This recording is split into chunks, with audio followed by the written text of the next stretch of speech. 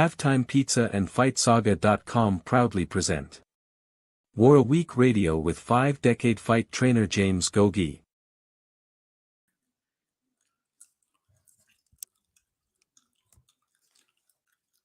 there, Joe?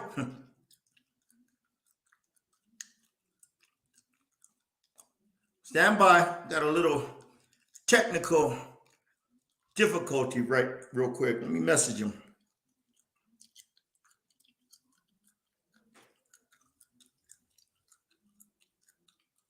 One second. A 5-decade fight trainer. Hey, He's Joe. gonna break.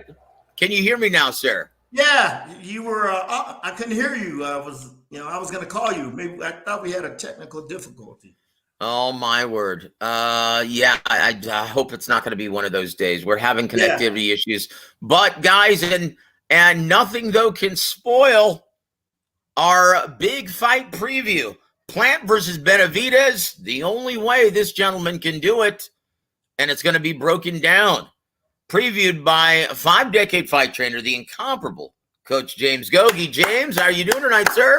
Hey, I'm doing good. I hope you got better, and you know what I mean? Because I know you weren't feeling too good.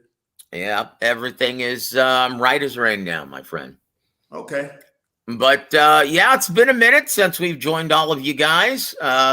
I had a big event last week, calling the fights. Hector Tanajara Jr. and Daniel Cortez, several other prospects in various weight divisions. I had the pleasure of calling that fight. But now we're back, guys. And we missed you guys dearly. I hope you guys are geared up and ready for the big one this Saturday night. Jose Ramirez versus Richard Comey. No, that's not it. Caleb Plant versus David Benavidez at the MGM Grand Garden Arena. Oh, and everything's starting to pick up. It's fight week, Gogue, and you're starting to feel and hear that crackle in Vegas. Are you ready for this one, sir? Been a lot of hype between them two, a lot of animosity.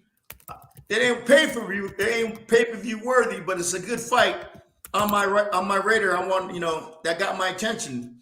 But yeah, they had a lot of bad blood between each other and everything. So let's see if it lives up to the hype. Now, Coach, you mentioned something that's very important. This isn't a pay-per-view fight. Why is this on pay-per-view, sir? I don't know. You tell them. They probably wanted a lot of money. No. Yeah, that's exactly what it is. And unfortunately, Showtime is at the position where if it's any substantial purse amount, right, they have no choice but attach it to the pay-per-view revenue stream because ratings have been so dreadful. Oh. And once again, everyone is feeling the effects of illegal streaming and piracy. So guys, if you love your beloved boxing, tell your neighbors about this one. Go watch the fight with them. Split the cost with them. Have a big party because this is going to be a great fight. Or is it? Well, we'll get a better idea when we hear Gogue's tell the tape. Now, first, we're going to, unfortunately, the way negotiations were, the way I understand it, David Benavidez is going to be announced first, and he's going to come out to the ring first. So we're going to announce his tale of the tape. Here's the tale of the tape for El Bandera Roja. He's going to come to the ring at age 26. He fights out of the orthodox stance. He stands 6'2" tall in the center of the ring. Fights behind a 74.5-inch reach. Originally from Phoenix, Arizona, now residing in Las Vegas, Nevada. He comes to the ring with an outstanding record. 26 wins, 0 losses, 23 big wins coming by way of knockout.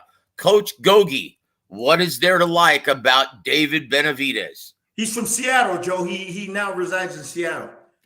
Oh, very good. Well, I guess his box rec tell of the tape is incorrect. Thank you for correcting. And you're right, Seattle. That's right.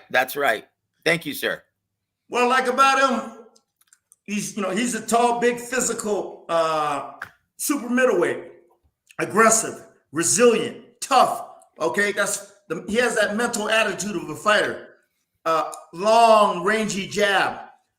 That's going to be this key to victory. Is once he establishes his jab. Beautiful combination puncher. When he gets in that range, he puts his combinations together beautifully. Not 1 or 2 or 3, 4, 5, 6, 7, 8. Okay, those beautiful body shots. Okay, he is a fighter that, what do you call it? He puts his will on you. Okay, all right. He wills you. I mean, he puts his will to wear you down. Okay, his mental toughness, his resiliency. Okay, his high, what do you call it? Combination punching output. And when he gets on you and he starts putting them combinations together and you ain't firing back, he's going to keep on doing what he's doing and everything, okay? If you try to run like Plant's going to do, that's going to be the hardest thing for him to do is cut off that movement of Plant, It's going to be hard for him to, to make him a stationary target on the ropes or in the corners. But when he does and you stay there, Plant ain't got no defense to offset that high volume punching attack he puts on you, okay? He puts some leathers in combinations beautifully, okay? But the key, he just can't go in there walking through combinations. That ain't gonna happen, man. You gotta have a jab. The jab's gonna be the key in applying intelligent pressure, okay? Cutting off the ring, cutting off escape routes. That's his footwork, okay? And that high guard defense, little bit of head movement just to make Plant miss and them sharp counters he likes to throw. But that's what I like about Benavidez, okay? But that jab, though, of his has got to be the key, okay? That's got to frustrate Plant, okay? Where Plant can't get off with them counters, the roll counters, the sharp combinations, stepping around them, all that finesse shit that Plant does, okay? That's, that cutie pie stuff, I call it. If that jab is in your face all the time, it's going to be hard for Plant to execute his that game plan he's going to want. Because I guarantee you, Plant, we'll talk about Plant later, but he ain't got no inside skill sets. He's one-dimensional, okay? Which is range and distance at the end of his jab, movement, okay? Counter punching, setting traps, okay? Sneaking in them, he likes to sneak in them punches like he did against Darrell, that left hook that put him on his ass. Plant can punch now. That's gonna show me. He can punch, but can he hurt Benavidez? Oh, he hurt Darrell. Okay, but Darrell ain't Benavidez. It's a different animal, man. And that's gonna show me everything in the fight. If he's able to hurt him within the first 3, 4, 5 rounds. You there, Joe? Oh, another technical difficulty. But anyway, yeah, that's it, about Benavidez. Boy, he's a solid, fundamental.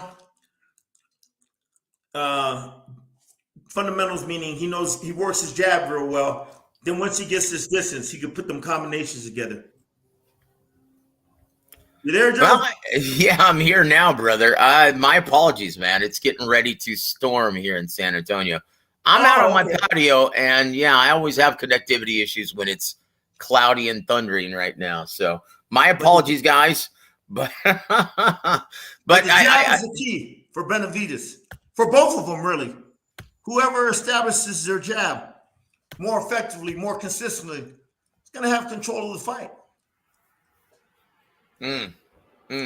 So let's try this again. Yeah, I'm having connectivity issues for some strange reason. Excuse me. Trying to pull up the Caleb Plant tape. My gosh. My apologies, guys. While we're waiting, let's say hello to our very good friends in the chat, guys. While we're waiting for this to come up. Hey, Joe, ask them if they could hear me, if I didn't get cut off. No. You didn't get cut off, brother. That was just me. Okay. That was just me. You're doing fine, sir. All right. Well, I tell you what, before we actually Say hello to our very dear friends in the chat. Boy, you guys are a sight for sore eyes. It's been a minute since we've joined all of you. But let's rattle off the tail of the tape for Sweet Hands Caleb Plant. Guys, he's going to come to the ring at age 30, fighting out of the orthodox stance, standing 6'1" tall in the center of the ring, fighting behind a 74-inch reach, originally from Nashville, Tennessee, now residing out of Las Vegas, Nevada. He comes into the ring with a fine record of 22 wins, 1 loss to Canelo Alvarez, 13 big wins coming by way of knockout. Coach Gogue, what are the pros and cons of Caleb Sweet Hands Plant? His boxing ability. He has a good IQ, but he's only one dimension. He does it well from range, real good. His footwork, okay, his movement. Man, that's going to give a guy like Benavidez difficulty, because Benavidez needs to set his feet to throw them combinations, okay? But if you're moving good, you know, you're not going to be able to set your feet to get in the rhythm, to get your timing down, to put them combinations together. So that movement, that jab, them sharp counters, you know, that little roll counter he likes to throw, the traps he likes to set, you know, catch you coming in with shots when you're not ready.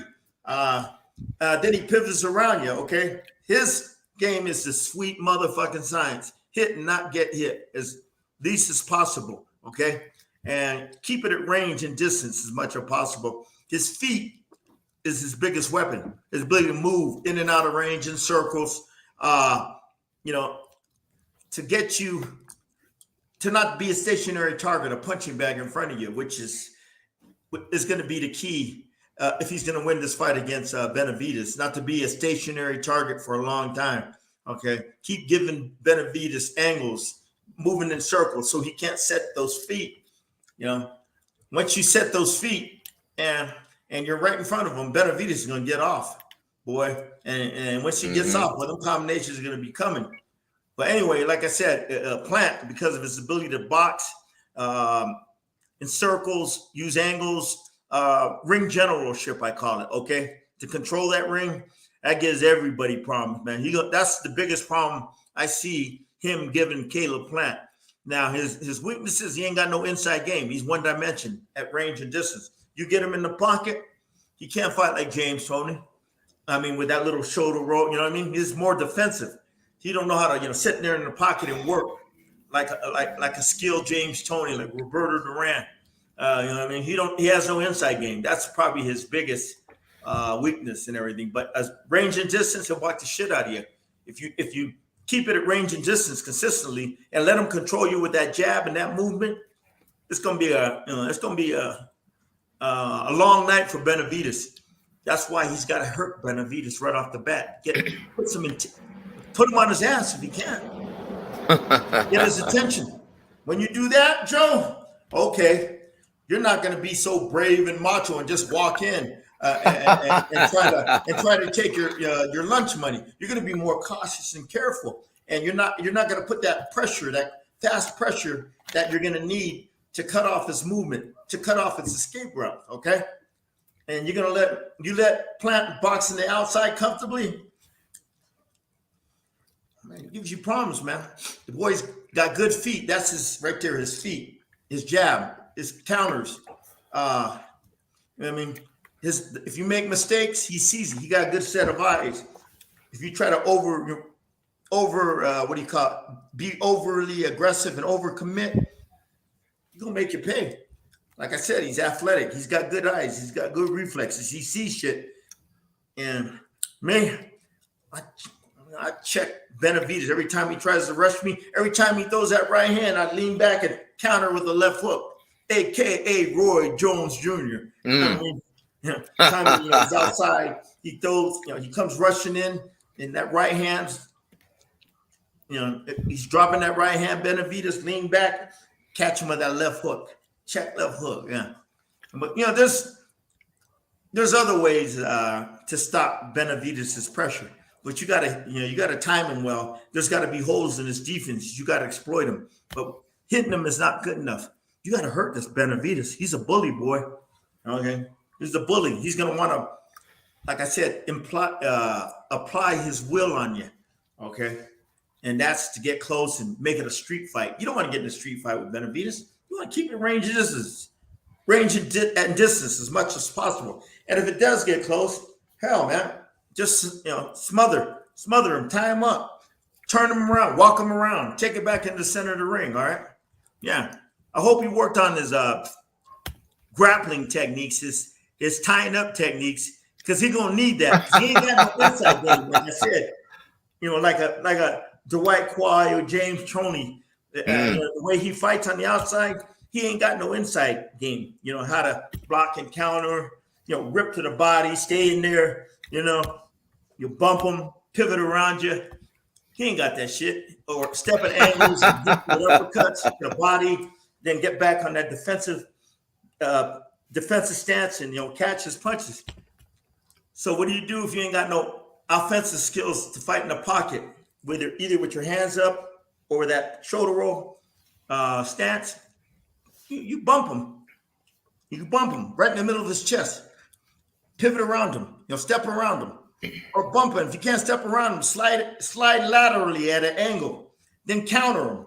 Then step around him. You know what I mean? AKA James Toney when he fought Barkley. James, when he fought Iran. When there's times he couldn't pivot around you. Yep. When he couldn't pivot around you, he stepped laterally to his right. Catch him with the right uppercut, catch him with the right hand, then step around him again. You know what I mean? Them are skills, man. World-class skills, man. Nobody teaches that shit nowadays, man. I teach my guys, but I don't see too many guys teaching you that shit. But if he does get caught on the ropes, tie him up if you can. If you can't tie him up, work in there, man. Take advantage of his opportunity. Step at an angle. Step laterally to your right. Okay. Try to pivot around you to your left and catch him with body shots. Once you pivot to your left, hit him with them uppercuts to the body. Then step around him. You know what I mean? Or if you hit him with the uppercut to the body, come back with a left hook to the head, right hand to the head. Then step around and take it back in the center ring and just box him. You don't want to stay with Benavidez here the whole fucking night. You just want to get his respect, get his attention. If you can't tie him up, you're going to have to fight him, man. This is the fight game, sweetie. I mean, you can't do all that finesse shit all night. There's times you're going to have to get in the trenches, but you do it with high-level skill, like AKA James Toney when he fought Barkley. And, because he's going to get caught on the ropes, Joe. He's going to get caught on the corner. But what is he going to do? Number one, you got to defend yourself. And if you can't, smother him with that lead shoulder, tie him up, then you're gonna have to work offensively at angles or laterally, lateral side steps where you got space where you can counter him with them fast hands. Then step around him. Then take one step back, two step backs to get out of range. Then establish your jab again. It's all skill, baby. All skill. Boxing IQ. Can you hear me okay, Gogue? Oh, I can hear you. Okay, very good. Me too, very Joe. good. Yeah. Go ahead, bullies don't like body shots. But we fought a guy this week. I'm gonna send you that tape when you set up what's up. And this guy was tough. But I kept telling my guy every time he hurt him in the body, he felt it. He was like, so we kept on. The third round, I told him, you hurt him to the body. The next round, he ain't gonna be able to take it no more. And that's what we hurt him with, the body shots. Bullies, them tough pressure fighters with good chins, they don't like it right here.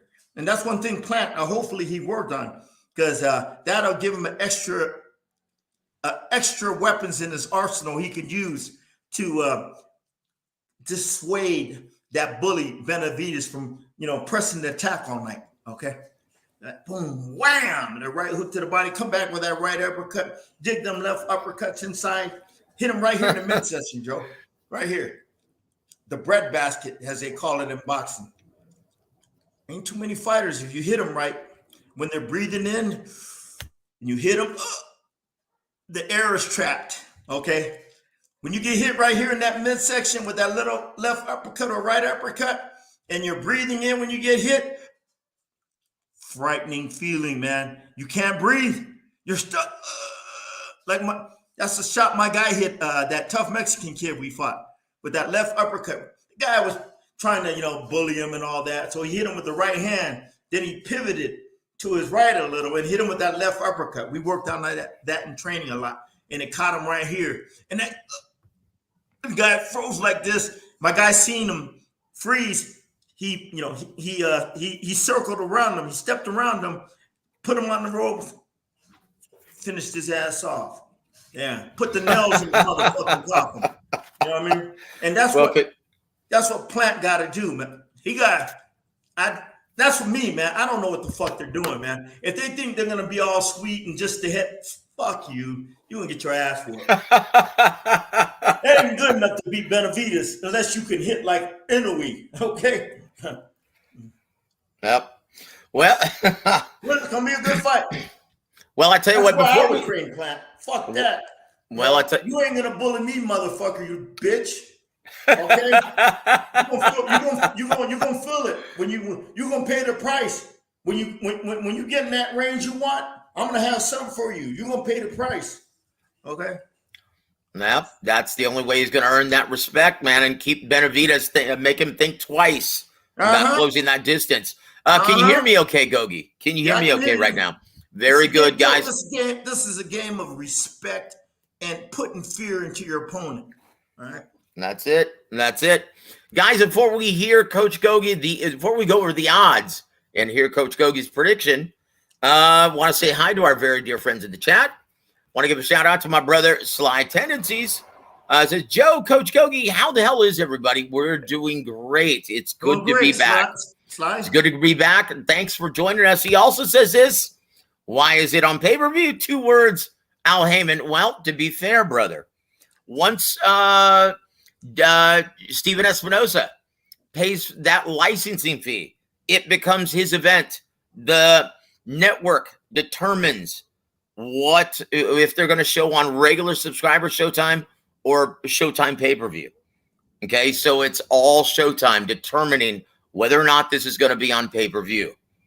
Okay, that's why we said what we said in the outset. Just get that straight. But thanks for joining us, Sly. We appreciate it, brother.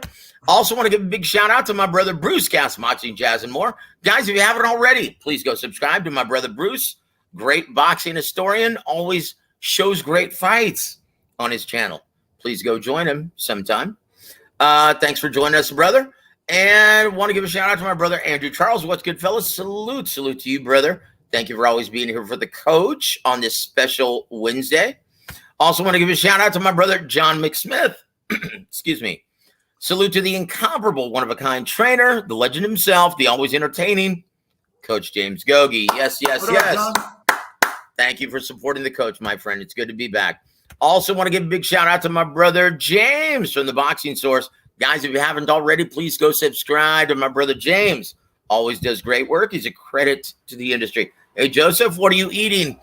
Well, if you must know, I just finished eating a Hershey's mousse pie from Burger King. Yes, I shouldn't be eating that, but I decided to treat myself. I've been ill lately. Also want to give a shout out to my brother Juice. Thank you for supporting the coach, sir. Holy smoke, it's the best in the business, Mr. Heron and Coach Gogue on the one and only War Week Radio Network. Salute to you guys in the chat. Salute to you, my friend. Thank you for always supporting the coach, brother. James poses this question for you. He says, will Benavidez have the movement? In a few fights, it took him time to get to his opponent, but it looks like he's lighter coming into this fight. And obviously, he watched the media workout this afternoon. Boy, Benavidez looked laser focused and razor sharp. Everything seems to be coming together at the right time at age 26, Gogue. Do you feel that Benavidez is entering his prime at this time? Yeah. When you're fighting fights like this, you got to be in your prime. You ain't no developmental prospect, okay? But, this is not a title fight, but this is a shot to get a fight for the title, okay? Yeah. This is opportunity. Yeah. Plus, going to be, this fight right here is going to, uplift your profile. It's going to take your profile to the next level. Okay? Yep, guy. You know what I think is laughable, Coach, in other sports? Like if it's I've always hated this question. Like in if it's in a best of 7 tournament or series, like in baseball or hockey or basketball, that stupid question that someone from the media always asks: is this a must-win, guys? Look, in boxing, every fight is a must-win. At this level, every fight is a must-win, guys. If you want that big payday, if you want that gold at the end of the rainbow, you have to win. And Coach Gogue, you always say it on the show, winning, boy, it just isn't enough now, is it? Especially if you're on pay-per-view. winning ain't good enough. You got to look good. That's it. Winning ain't good enough. You got to look good. Bernard Hopkins, he told me that in 1997 when he just became middleweight champion, and he was getting ready. We were in Big Bear training together, and he was getting ready to fight Glenn Johnson. He told me that right after our sparring session. And yeah, that always stuck in my mind. Boy, he knocked out the Road Warrior too. Yeah, it was impressive the way he did it. Sly also says this. Thanks for noticing, brother. He says, "Nice shirt, Coach." Thank you. Manos de Pierda. Thank you. Roberto Duran, one of the greats, one of the all-time greats, guys. We also want to give a shout out to my brother Coco, the Bulldog. Thanks for supporting the coach, sir. He says, "Is it true Ryan Garcia is not supposed to eat or drink 3 days before the fight?" Guys, if you believe that, I've got some great oceanfront property to sell you in San Antonio. Yeah, that is a load of bullshit. That's his problem, not mine. You signed the contract, baby. B-O-O-H-O-O. No, it's a load of shit, man. That is just garbage. Oh, jeez. Yeah. Well, also going to give a shout out to my brother G Funky Boxing. Guys, if you haven't already, please go subscribe to my brother G Funky. Always insightful. Says, greeting Joseph and Coach Gogue. Thank you for being here for the coach on this beautiful Wednesday night. I say beautiful as it's getting ready to storm. G Funky also adds, he says, Plant doesn't make you miss and make you pay consistently. No, he is more defensive minded. He can't be in this fight. According to Coach James Gogue. He better make you pay, because that's one way you got to get this guy's attention or respect. You make him miss and counter effectively, it's going to put, it's a mind game. It's going to put shit in his head. Benavidez. That's it. That's it. Want to give a shout out to my brother also, Peter Von Arx. Thank you for joining us, sir. It's Wisconsin, right?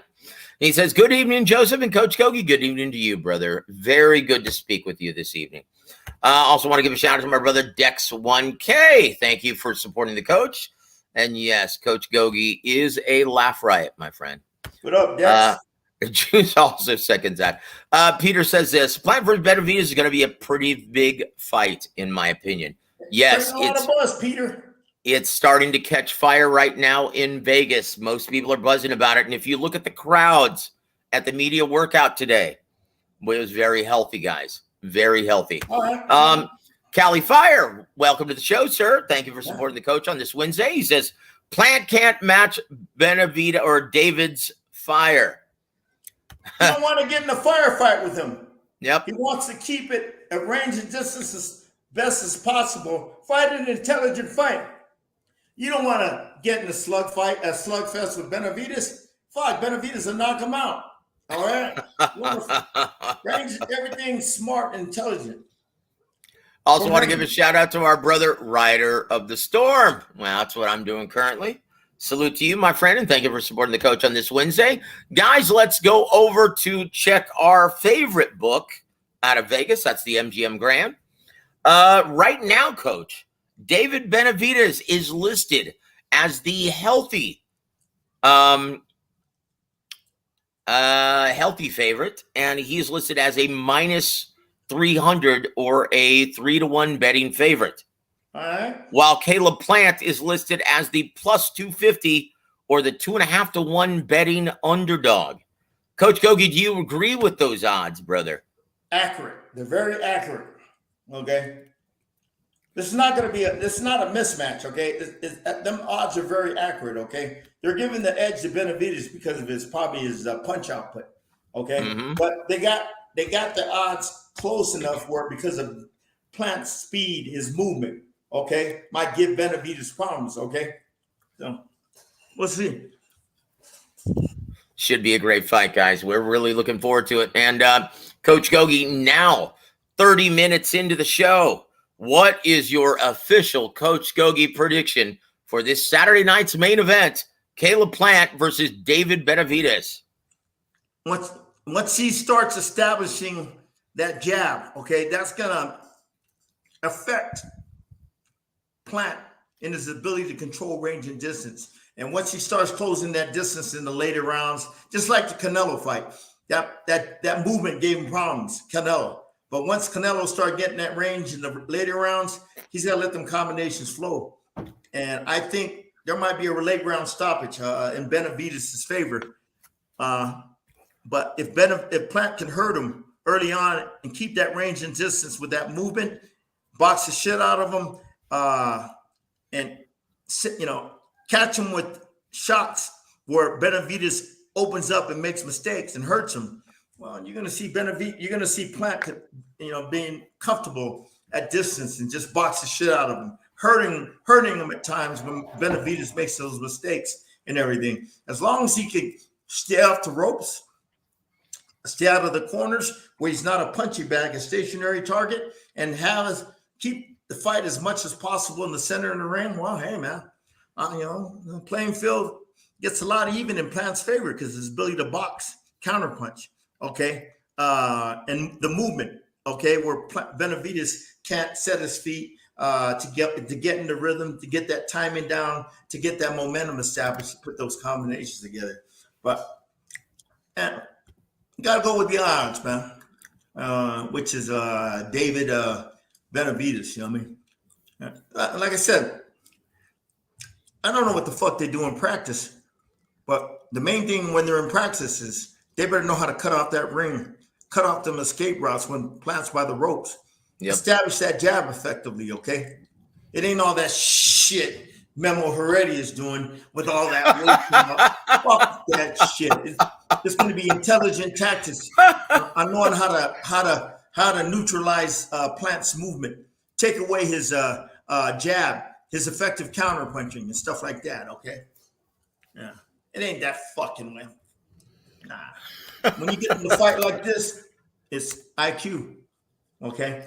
Knowing how to establish, knowing how to impose your game plan on each other. Now, if Benavidez can impose his game plan effectively, intelligent pressure, using his footwork, closing the distance, pinning him on the ropes, pinning him in the corners, take away his escape routes, setting everything up with that jab where you can lay his combinations when he's a stationary target. Well, hey, favor Benavidez. But if he can't cut Plant's movement, he can't slow down Plant's movement, he can't cut off those escape routes when he's in the corners or on the ropes, and Plant is able to box completely from the outside and just pot shot him and pick him apart with 1, 2, 3 punch combinations, take it on the outside, back. You don't want to throw 4, 5, 6 punch combinations unless you got the guy hurt. Okay, you want to finish him off. Just 1, 2, 1, 2, 3, boom, boom. You know what I mean? You know what I mean? Just pick him apart. Pop, pop, pop. Movement. Not letting Benavidez set himself. Boxing IQ, baby. But whoever imposes their game plan better is going to win. But I'm favoring the odds. The odds say David B. Benavidez. Yeah. Well, yeah, if you look at the odds, guys, and once again, the handicappers very seldom get it wrong. Oh, yeah. Especially in boxing. But you know what? This is a close enough fight, guys. This should be a great fight. Yes, sir. If they get it wrong, they'll lose their fucking job. All right. There it is. Just like Coach Gogue. Yeah, the handicappers are very seldom wrong. Coach Gogue, and once again, so there's your official prediction, guys. We hope you enjoy it. It's $75 on Showtime pay-per-view. How much? Guys, $75. What? I I'm watching it here in free in Mexico, baby. Look, guys, ESPN 2 knockouts. Look, guys, 10 years ago, this was a regular Showtime championship boxing on subscribers Showtime. Yeah, that's all it was. That's what it was. Yep. Now, once again, the handicappers, James from the Boxing Source also points out, yes, handicappers favor Benavidez over Plant more than Tank Davis over Ryan Garcia. Do you agree with that, Coach? Yeah. I favor Tank over Ryan Garcia a lot too. I think that Ryan Garcia is just built up smoke. Okay, so he marketed himself into this big fight. Okay, Plant, he earned it more. Benavidez earned it more. But anyway, my opinion. Everybody got their opinion. We want to welcome our brother Gus to the show. Thank you for supporting Coach on this beautiful Wednesday. Yeah, he says, "What's up, Coach and Joseph?" He says, "We know why David got Memo Heredia." You don't say. You don't say. Dude, you anyone who's been listening to this show for a substantial period of time already knows how I feel about it, and that's it. That's it. And yeah, he's on that egg diet. Yeah. But anyway, so there it is, guys. There's Coach Gogue's official prediction, his official breakdown. If you missed any part of this, you can go back and listen to it on demand. Coach Gogue, we didn't speak to you immediately following this event, so I'm going to pick your brain and ask your thoughts, what you thought of Tim Tszyu's performance a couple weeks ago against Tony Superbad Harrison, and once again, you proved to be prophetic, stopping him in the 9th round of that sensational performance. Coach Gogue, what was your take on that fight? He did a good job. Look, Harrison ain't fought in 2 years, all right? So, that told me, he was just coming in to get a payday, man. You know what I mean? Come on. No, 2 fights in 4 years, wasn't it, Joe? Something like that, yeah. Oh, Jesus. Does that look like a guy that wants to win? Okay. But anyway, not taking away from that. Zook did a good job. He's still green. He doesn't understand his distance yet. On the correct distance, he needs to throw that jab to make it more effectively. He was kind of a little bit out of range when he fought Harrison. Now, I think in the 8th or 9th round, when he got a little bit closer, a little bit like medium range, that jab landed more forcefully in Harrison's face, and it made his attack more effective because, like I said, once you establish your jab, you ain't got to worry about a lot of incoming, the counters, the right hands, the uppercuts that Harrison was going to throw. But once that jab, he still was a little bit long range. He was coming up short, like maybe this much. Well, fuck. If you're coming up this short on your jab, step in. Yep. Okay, step the fuck in. Don't worry about him hitting you. Step in and put that jab in his face. He ain't going to counter you. And that's the key when you're fighting a guy like Harrison. That counters good when you're coming in. You step in with a good jab, he ain't going to be able to counter. And that was probably one of the things I saw. He was short on his jab. He needed around this much more closing the distance, okay, to make that jab more effective. And he wasn't throwing no jabs to the body. It was all head. So he's got to work on that. Another thing is he broke him down, but it was nothing, he broke him down, but nothing special. He's very green when it comes to throwing combination punches, being creative in his combination punches. That's what I'm saying. Okay, if you look at the tape, he wasn't throwing nothing spectacular. He's got good pop on his punch, but if he learns how to be more creative in his combination punching, he learns to work on different combinations to the head, to the body, head. It's going to make him a more effective pressure fighter. Like Canelo. Canelo's beautiful. He'll body, head, back to the head, to the body. He mixes it up and he changes his combinations. He he don't throw the same shit all the time like Tim Tszyu was doing. So he's got to learn different types of combinations. Be more creative in his combination punching when he gets in range.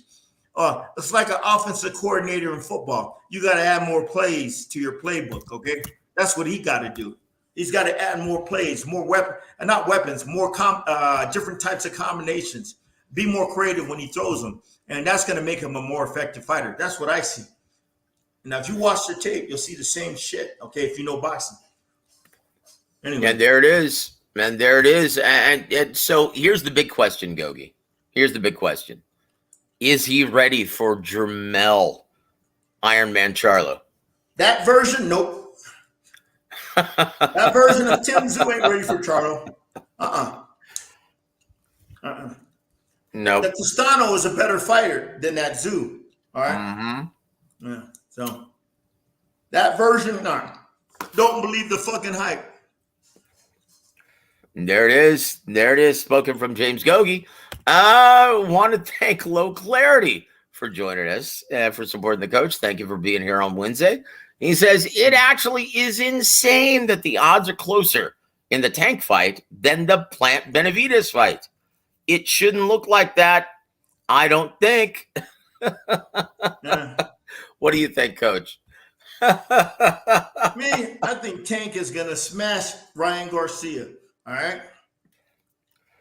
That's Well, me. I tell you what, When I get closer to the fight, I'll study it more. Maybe I'm wrong.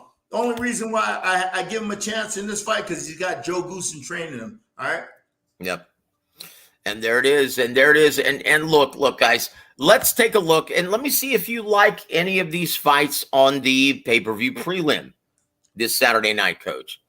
In the co-main event of the evening, you've got Cody Crowley versus Abel Ramos scheduled for 12 rounds of action in the welterweight division, 147.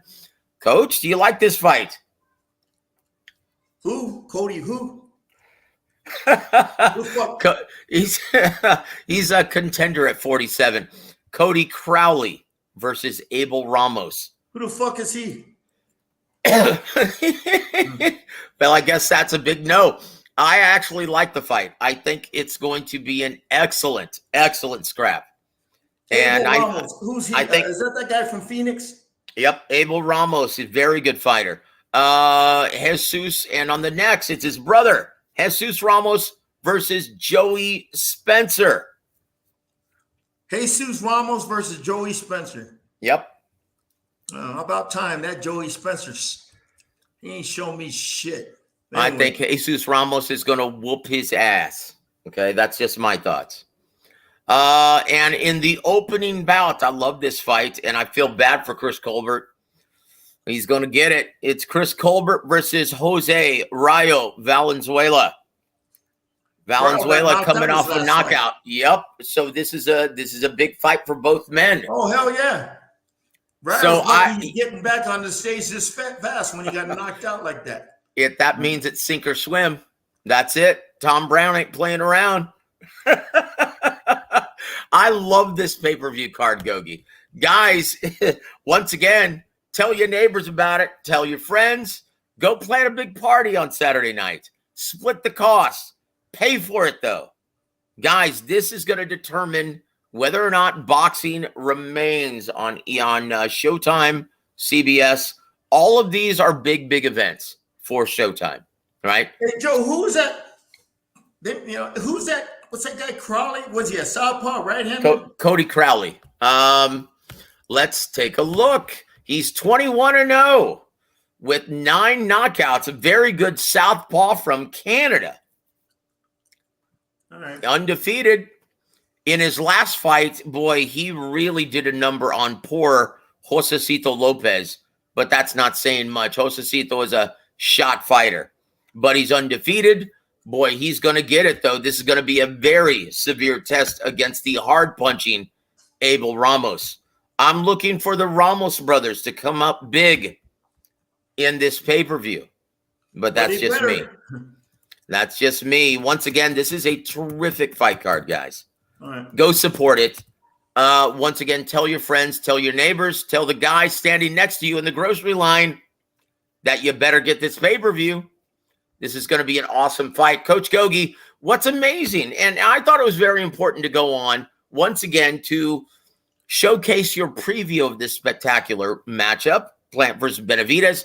But also, guys, we're kicking off a 2-month campaign in consecutive big fights, right? Next weekend, we've got Joshua versus Franklin. After that, Bam Rodriguez versus Gonzalez.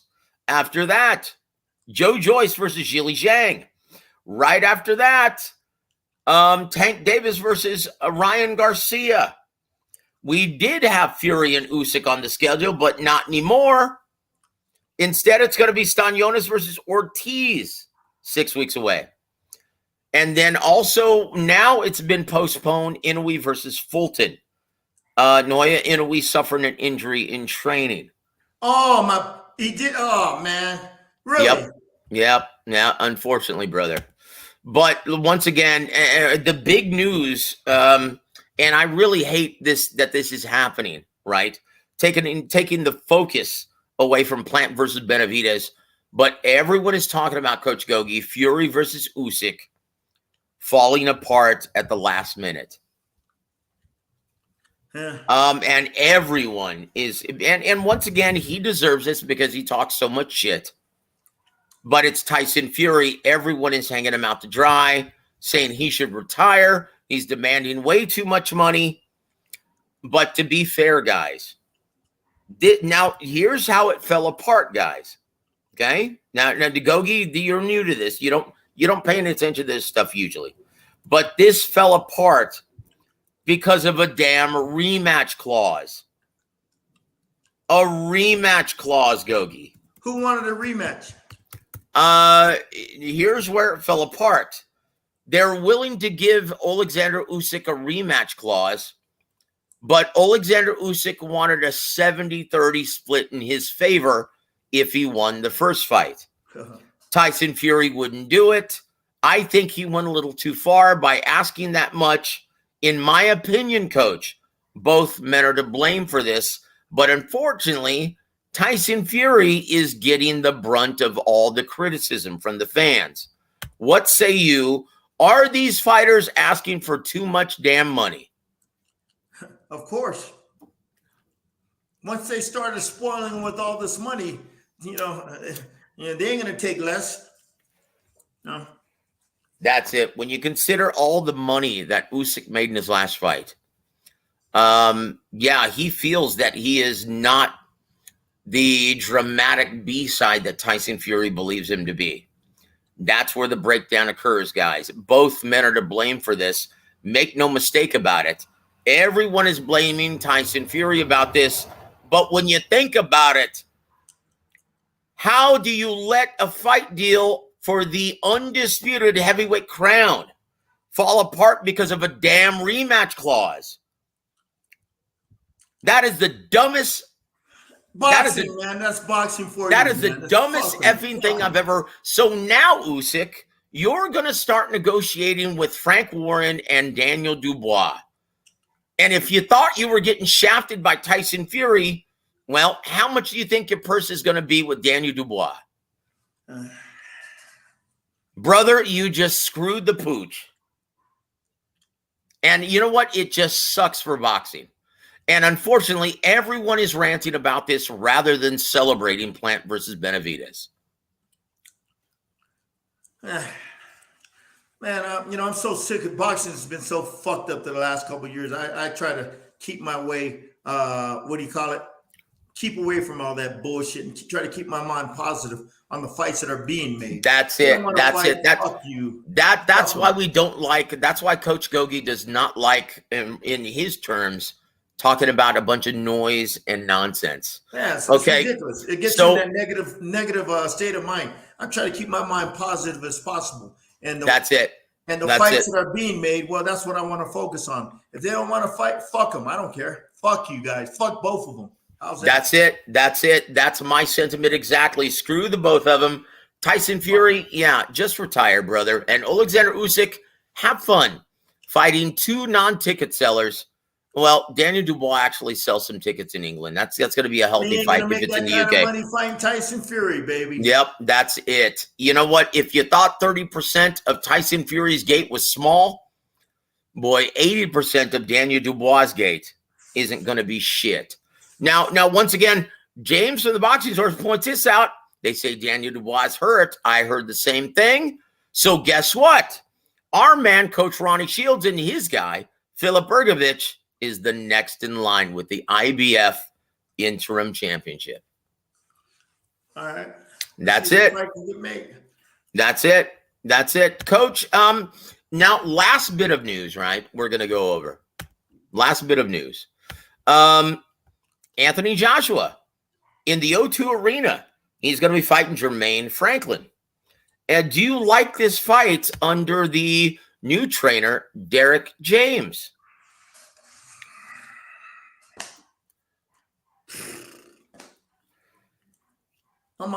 He's past the tune-up stage, okay? I don't know. And look, camp ain't gonna be. You can't make drastic changes in one fight. Usually, I mean, the high percentages are when you take over a new guy, man. It takes a while for you to implement your program. On a fighter, on the way you want him to, fight.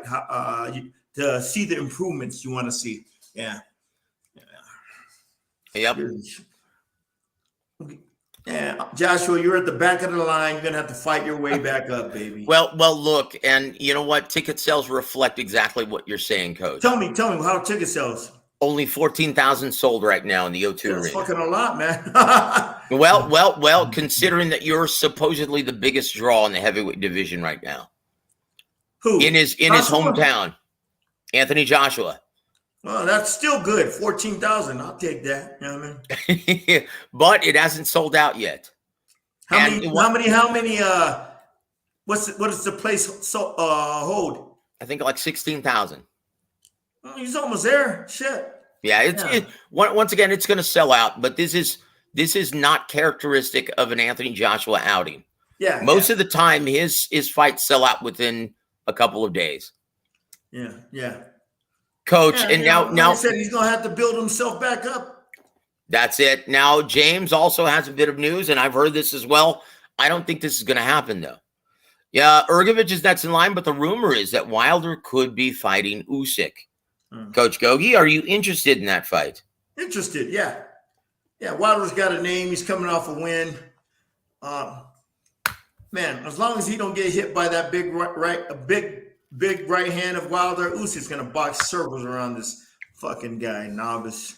Yeah, but you're gonna have to pay Usyk a lot of money to fight a guy like Wilder. That's it. Now that's once again they fall into the same exact problem. Yeah. Deontay Wilder, there's a reason why the Andy Ruiz fight isn't happening, guys. Think. Yeah. Okay, think. This is the same issue. Wilder has grown accustomed to receiving inflated purses. How much do you think he's going to be happy with fighting Usyk? Yeah. I don't see this fight being made. Guys look forward to either Dubois or Brgovic for Alexander Usyk. Yeah. And this may be a positive for Tyson Fury. If he thinks that Usyk was demanding too much after receiving that huge fat purse from Saudi Arabia with Anthony Joshua, okay, he's going to come back down to earth after receiving peanuts for fighting either Brgovic or Dubois. Yeah. Okay? Of course. Guys, so anyone who's hating on Fury right now, it's both men. They were the problem. Both men are at fault. That's why we're not getting this fight. Egos and greed from both men. You know what? It's the flavor of the month right now to shit on Tyson Fury. I'm not. That's it. I'm not, man. I'll stay away from all that noise, man. Like I said, they don't want to fight. That's on them. I just want to, focus on the fighters that got fights coming up, good matchups, and keep everything positive. I got time for Okay, we're going to end this show though on very, very good news, right? And once again, James says, well, Wilder is hinting that he's fighting the champion. Well, he hasn't started negotiating yet. Let's hear what he has to say after they show him numbers. Yeah, exactly. Okay? That's it. but want to shed some light on some good news, guys. And this is going to seem really difficult to believe, but I love the way they're handling this negotiation. They're not saying shit. No one's telling anyone anything. But from what I've been told, guys, be ready for an announcement very, very soon. Brace yourselves. Guys, up from the ashes like the Phoenix. Crawford versus Spence will be announced for this summer within the next week or so. How do you like that, Gogue? Fuck him. I don't give a fuck. This fight should have been made a long time ago. It lost a lot of its zest when both guys were in their prime. This was for the battle of the undisputed welterweight championship of the world when they're both. Now these motherfuckers are 35, 33. Fuck them both. How's that? Fuck them. I don't give a fuck. Well, yeah, I know what you mean. You're not showing any enthusiasm for the appropriate reason because they wore out my welcome. Fuck them both. Fuck them. But guys, make no mistake about it.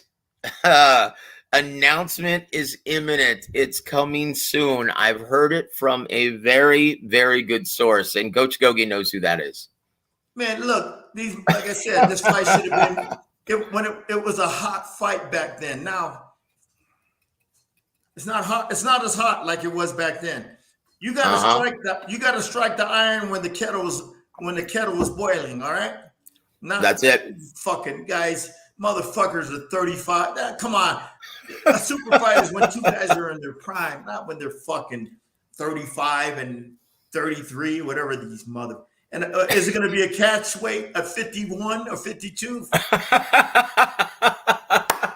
then, it was for the undisputed welterweight championship of the world. It meant something. Yep. Now, fuck, I don't give a fuck.